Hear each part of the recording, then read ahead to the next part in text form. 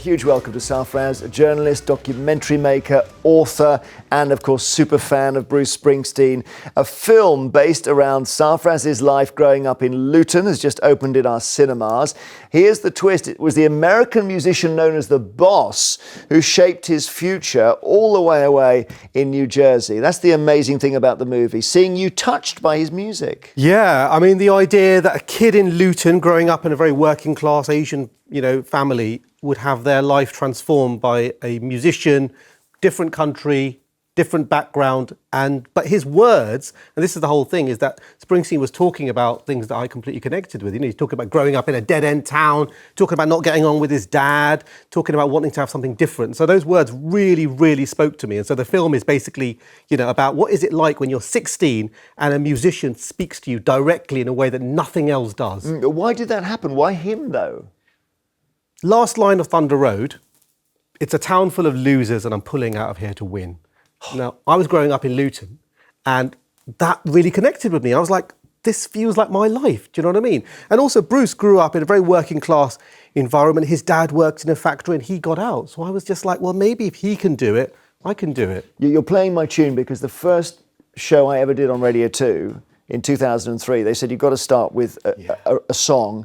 What's the best song ever? And I said, it's got to be Thunder Road. It's got to be Thunder Road. And what's the opening line of that? The screen door slams, Mary's dress waves. Oh, now, so I know, sorry, you can see that we're fans here. So we'll discuss a bit of whether he is the greatest ever. Not everyone agrees, to say the least. Not everyone on this desk agrees. This is the book that Sarfraz wrote, Greetings from Berry Park.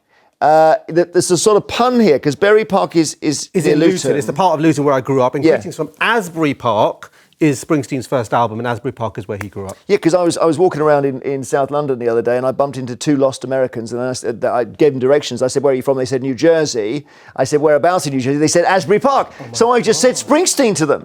And Blinded by the Light, the film title comes from what? It's the opening track on his first album. But it's kind of about, the idea is, that the thing is, when you're 16, it doesn't really matter. With me, it was Springsteen, but there's normally someone who really hits you. And when you first get that person, whether it's, whoever it is, whether it's even, could be rap, could be rock, doesn't really matter. It just feels like you're being blinded by the light of that. So it's kind of about that moment. The great thing about Sarfraz as a fan, he is a proper fan. I mean, 150 times he's seen Bruce. We've got a little bit of film here where Bruce sees him. Have a watch of this. How you doing? It's been a while. I'm good. The book was really beautiful. You read it? Yes. Oh my God. It was really a lovely thing. How did you know about it? Someone sent me, people sent me copies. And you took the time to read it? Yeah, it was really fantastic, man. We should have a chat about that. I want to make a film of it. Okay. That'd be fun. So isn't that beautiful? So he says he's read your book and you say, I want to make a film. That was then in it happens. October 2010 in London in an event where he was there for a premiere. And I had my little flip camera. Do you remember those little flip cameras? And I was meant to be filming it like this. And I didn't know he even knew about the book. The book had been published in 2007. I had the book with me just in case to give it to him. And then he spots me and comes over. And I'm so shocked that the camera goes down. So I've got like neck level shot. But this is the crazy thing. In 2010, I said I want to make a film. He said, OK, let's talk about it. 9 years later, it actually happens. Wow. And then last week, we have the American premiere in Asbury Park. And who turned up? Do you have a shot of this? Is he sitting in front of you or something? Let's have a look. That's the... here we are. He's arriving. And that's Gurinder That's Gurinder who directed it. Somebody tweeted me to say, that's the face of someone who's having the best day of their life. Yeah. See, I'm finding this really moving, this whole thing. You're making me want to cry. Yes, me too. Don't see the film then. Don't see the film. It's an incredible thing for Bruce to turn up to a story of my life. And look, he's there and he graced us with his presence. Nobody knew he was going to do that. Now I'm welling up here. Can we just see a clip of the film just so we got a taste of it here? What do you want? A show that plays only Bruce Springsteen. Huh? Nothing but Springsteen? That's your idea? Bruce has a lot to say to students in this college. How will they know there's something better out there if they don't hear it? My job is to play music that the students will connect to.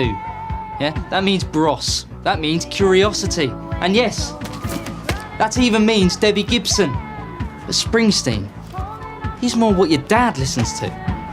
not my dad. So, looking at the clothes, I'm getting a bit of Flock of Seagulls there. I'm thinking this was the era of... This is 87. 80, so a bit later than that, It's okay. 87, it's the Smiths, it's Yeah. the Cure. There's some good bands around then, Good bands, and there's a lot of that music is in there as well. Anyone ever met the heroes here and had a good or bad experience? Nicola? I met Mariah Carey and it was amazing. She was We were talking about heroes, though. So. She's my hero. Yeah, so? Me and you. These two, I think I should sit in between them. Yeah, so I met Mariah and I absolutely love her. I mean, after you've just said, oh, your thing and made me cry, I now feel like an idiot for saying this, but I love her. But you can have disappointment with the hero. Now, I can, met yeah. Paul Weller, and he's a genuine hero of mine. He's an incredible artist, The Jam. I've never quite caught him on the right day. Do you know what I mean? I don't think he has good days. I feel I don't want to say that because he might be watching and he might say, oh, thanks, Joe. Sorry, Paul. But I just never quite got a proper... You know the other concert I fell asleep in? Go on. Paul Weller.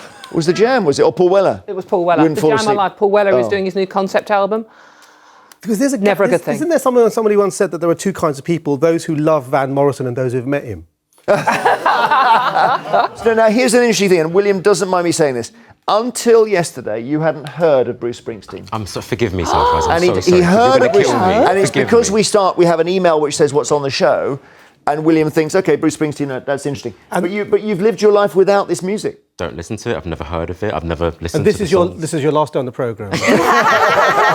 So later on, here's what we'll do. Later on, we're going to give Sarfraz a minute, nose to nose, to tell you why you've got to spend the rest of today listening to Bruce I'm Springsteen. open to it. I'm open to it. I know you are. That's the great thing. But how's the film going? It's going, I mean, you know, the most amazing thing actually is like, you know, you make something and you think it's going to be personal and it's about yourself and it's about growing up and all that.